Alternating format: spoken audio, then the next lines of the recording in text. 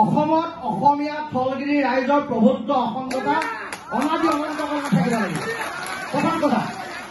দ্বিতীয় কথা, সমস্যাৰ প্ৰশ্নমূলক চিনটো উদ্বেগ ক'ৰ পৰা হৈছে? অনন্তৰা তেখেতে শুনিব দিয়ক মই কথাটো। অনন্তৰা কথাটো শুনিব দিয়ক। প্ৰশ্নৰ উদ্বেগ ক'ৰ পৰা হৈছে যে অসম চৰকাৰে হাজাৰ হাজাৰ বিঘা ভূমি বেদখল মুক্ত কৰিছে, বনাঞ্চলক জনাঞ্চললৈ পৰিৱৰ্তন কৰাৰ ক্ষেত্ৰত বাধা হাতত লৈছে আৰু অবৈধ নাগৰিকৰ ক্ষেত্ৰত এটা ষ্টেপ লৈছে। তাৰ কাৰণে উজনি অসমৰ কিছুমান প্ৰান্তত শংকা আহিছে, সংশয় আহিছে আৰু সংশয়ৰ মাজত অত্যুক্তি কিছুমান কথা কোৱাৰ কাৰণে জনগোষ্ঠীয় সংকীৰ্ণ চিন্তা চেতনাৰ পৰা আঁতৰি সাম্প্ৰদায়িক দৃষ্টিকোণেৰে কোনোবাই কথাখিনি চাইছে, নোচোৱা নহয়। সেইকাৰণে এই সভাখন দিয়া হৈছে যাতে শান্তি সম্প্ৰীতি অটুট থাকে। কিন্তু এই সভাখনৰ পৰা এটা বাৰ্তা যাব লাগিব, স্পষ্ট বাৰ্তা। প্ৰথম কথা যে হাজাৰ হাজাৰ বিঘা মাটিত যি অবৈধ বেদখল চলি আছে, উচ্ছেদক পূৰ্ণ সমৰ্থন খিলঞ্জীয়া থলগিৰি ৰাইজে দিছে আৰু দি যাব, সেইটো এটা স্পষ্ট কথা। দ্বিতীয় কথা যে বনাঞ্চলক জনাঞ্চললৈ পৰিৱৰ্তন কৰি যিটো বায়'ডাইভাৰ্চিটি চেঞ্জৰ যিটো কাম কৰিছে তাৰ বিৰুদ্ধে খিলঞ্জীয়া থলগিৰি ৰাইজে একত্ৰিত হৈছে, চৰকাৰ সমৰ্থন জনাইছে। কিন্তু যিখন চৰকাৰে গৰিয়া মৰিয়া দেখি জোলা চয়ক এইকেইটাক জনগোষ্ঠীয় মৰ্যাদা দিয়াৰ পাছত যিখন অসমত এই ইছলাম ধৰ্মী লোকসকলে শৰাইঘাটৰ যুদ্ধত লাচিত বৰফুকনৰ লগত লাগি নিজৰে ইছলাম ধৰ্মৰ মানুহৰ এগেইনষ্টত যুঁজ দিছিল, তেখেতলোকৰ যিটো ত্যাগ, তেখেতলোকৰ যিটো তেজৰ ত্যাগৰ নমুনা তাক আমি অস্বীকাৰ কৰিব নোৱাৰো। আৰু সেই অস্বীকাৰ কৰিব নোৱাৰাৰ কাৰণে আজি আমি ইয়াত আপোনালোকক মাতি আনিছো। অসম আন্দোলনত যিসকল থলগিৰি খিলঞ্জীয়া মুছলমানে নিজৰ দেশ ত্যাগ কৰিছিল, তেখেতলোকৰ ত্যাগক আমি ভেঙুচালি কৰিব নোৱাৰো। এইখন অসম সমন্বয়ৰ অসম। এইখন অসমত চাউলুং চুকাফাই নীতি আৰু আদৰ্শৰে আৰু শংকৰদেৱৰ নীতি আৰু আদৰ্শৰে চলি থকা এখন অসম। এইখন অসমত তামুলী, ৰাজখোৱা, শইকীয়া, হাজৰিকা, বৰা এই উপাধি স্বৰ্গদেউসকলে দিয়া উপাধি। অৰ্থাৎ এই উপাধিৰ পৰা এটা কথা স্পষ্ট বাৰ্তা দিব লাগে যে এই উপাধিবিলাকে কয় যে এইখিনি মানুহ থলগিৰি খিলঞ্জীয়া। একেলোকৰ লগত লৈ প্ৰশ্নমূলক চিন উদয় হ'ব নালাগে। প্ৰশ্নমূলক চিন তাত উদয় হ'ল যেতিয়া ইউনিছ তামুলীয়ে জেগাকেইটাত ক'লে যে অবৈধ নাগৰিকসকল ইয়াত থাকিব পাৰিব, আপোনালোকৰ খেদাৰ অধিকাৰ নাই। প্ৰশ্নটো তাত আহিল যে ইউনিছ তামুলীয়ে কিয় এই কথাষাৰ ক'লে। সেই কথাষাৰ কোৱাৰ কাৰণে এটা প্ৰত্যুত্তৰ হ'ল, কথাবিলাক বেলেগে ফালে গতি কৰিলে। সেইকাৰণে আমি ইয়াত কৈছো যে ইউনিছ তামুলী শিৱসাগৰৰ অভিভাৱক নহয়, XYZ কোনোবা শিৱসাগৰৰ অভিভাৱক নহয়। অসমৰ অভিভাৱক অসমীয়া ৰাইজ, থলগিৰি খিলঞ্জীয়া ৰাইজ। আৰু অসম চৰকাৰেও এই কথা আচ্ছাদ কৰিব নোৱাৰে যে উজনি অসমৰ থলগিৰি খিলঞ্জীয়া ৰাইজৰ ভোটে তেখেতলোকে চৰকাৰ বনাইছে। গতিকে থলগিৰি খিলঞ্জীয়া ৰাইজৰ মনত অহা বিদ্বেষ, থলগিৰি মানুহৰ মনত অহা সন্দেহ, অৱকাশ দূৰ কৰাৰ দায়িত্ব চৰকাৰ। এই কথাটোৰ কাৰণে আমি ইয়াত কৈছো যে কোনোবাই সেই কথা কওক, আমি কিয় সম্প্ৰীতি এৰি দিম, আমি কিয় সমন্বয় এৰি দিম। মই ভাবো যে শিৱসাগৰৰ থলগিৰি খিলঞ্জীয়া মুছলমান গোলামী নহয়।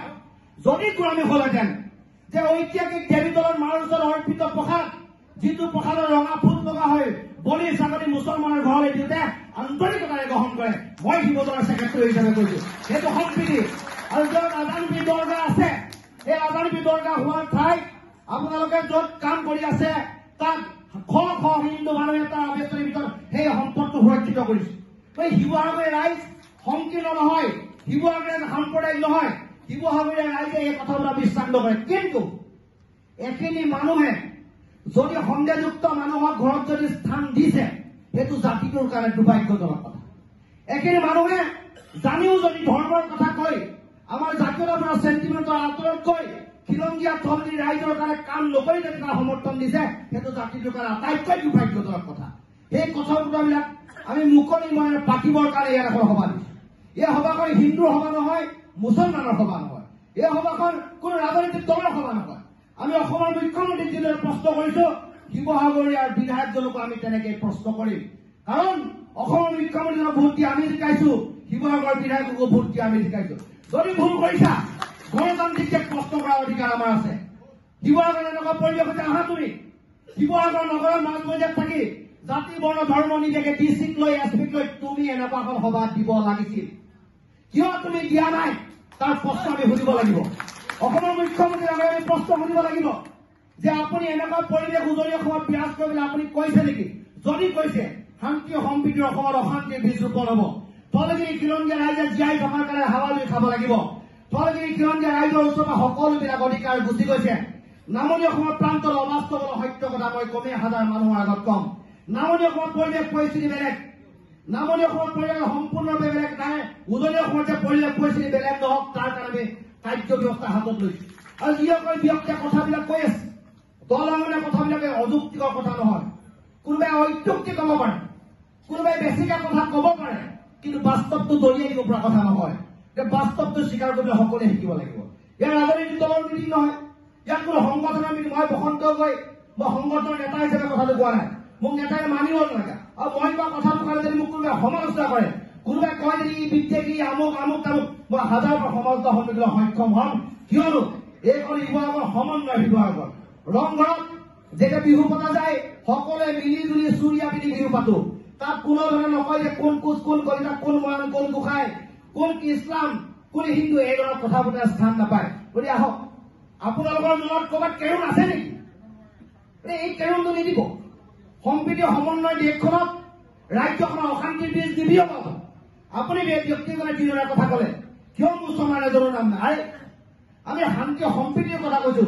মিটিংখন তেনেকে হৈ গ'ল, আপুনি তেনেকে কথা কৈছে। অৰ্থাৎ যিসকলে উদগনিমূলক বক্তব্য দি আছে তেখেতসকলে চান্স পাবই যে তোমালোকৰ মাজত এই মানুহখিনি আছে, এই মানুহে কৈছে কাৰণে এই কথাটো কৈছে। গতিকে মই সকলো সমাজকে বিনম্ৰতাৰে আন্তৰিকতা অনুৰোধ জনাইছো, উজনি অসমৰ পৰিৱেশ সুস্থিৰ ৰখাৰ স্বাৰ্থত এই ধৰণৰ মন্তব্য, এই ধৰণৰ বক্তব্য, এই ধৰণৰ মানসিকতা আহিবলৈ নিদিব। আমি পুনৰবাৰ কৈছো যে চৰকাৰৰ পৰা যিবিলাক কাৰ্যসূচী লোৱা হৈছে, হাজাৰ হাজাৰ বিঘা ভূমি অবৈধ বেদখলকাৰীৰ পৰা উচ্ছেদ কৰিছে, তাক আমি সমৰ্থন কৰিছো।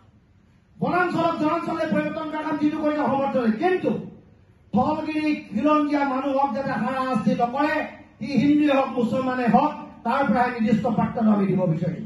এই ধৰণৰ কাণ্ড কাৰখানা কৰো। সভাপতি মহোদয় ইয়াত আছে, সভাপতি মহোদয় কথাখিনি ক'ব। কিন্তু কোনো ধৰণৰ সাম্প্ৰদায়িক কোনো ধৰ্মীয় ব্যৱস্থাৰ মাজত সভাখন লৈ নাযাওঁ। মানুহে হাঁহিব, মানুহে আমাক নিন্দাৰ চকুৰে চাব। শিৱসাগৰত যদি জুই লাগে অসমত ৰক্ষা কৰিব কোনো নোৱাৰে, মনত ৰাখিব।